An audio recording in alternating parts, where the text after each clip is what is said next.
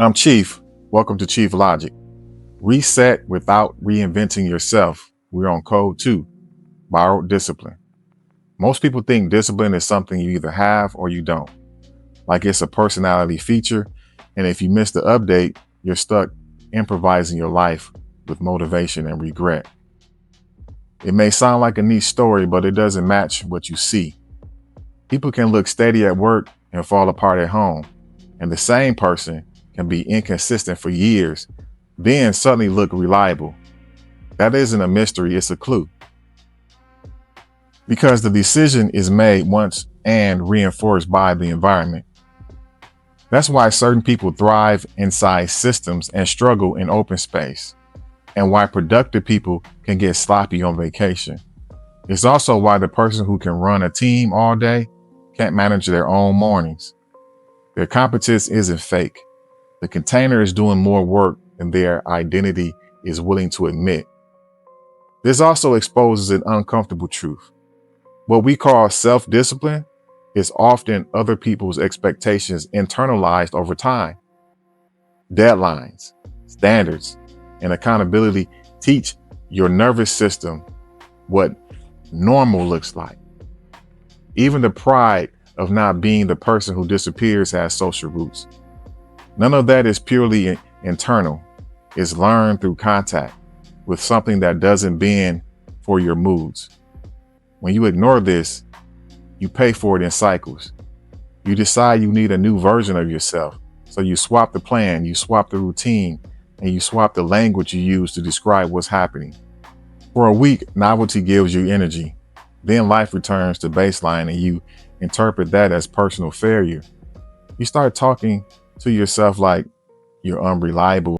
The consequence is subtle but serious. Your life turns into a private negotiation.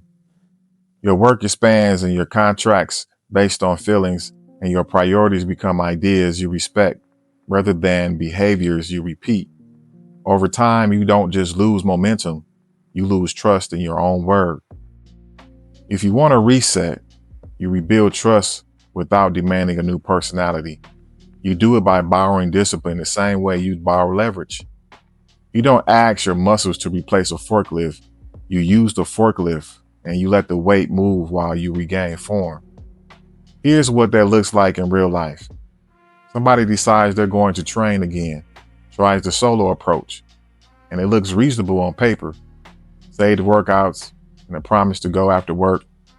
For 2 weeks, it's inconsistent, and the misses pile up until the story forms, I'm just not that person. Next month, they try again and get the same result because the setup never changed. Then they change the setup instead of changing their identity.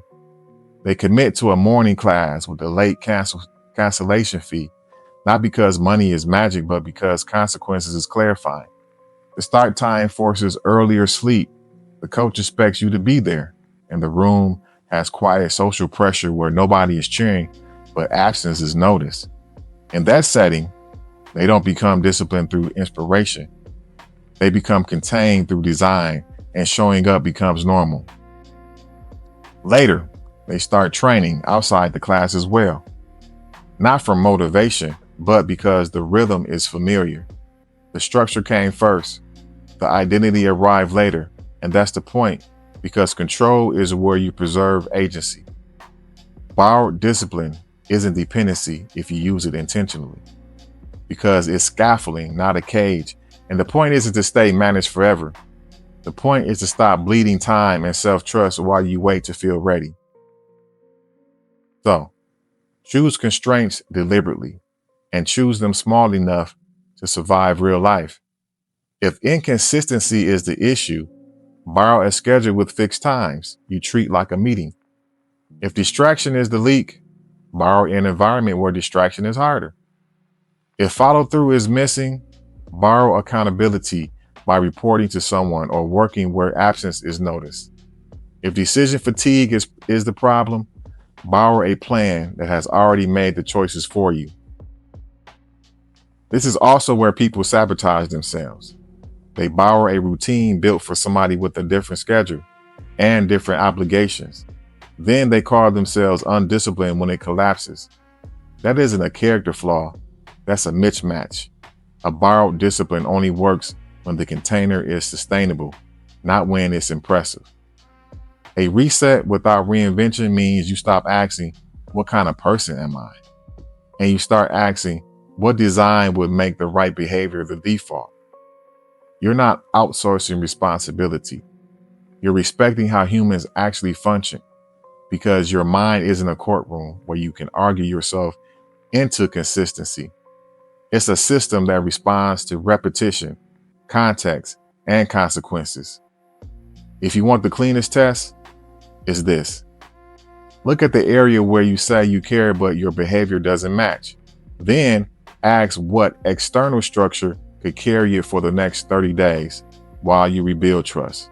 Not forever and not as a lifestyle brand, but long enough to reset the platform or to reset the pattern. Because see, you don't need a new you.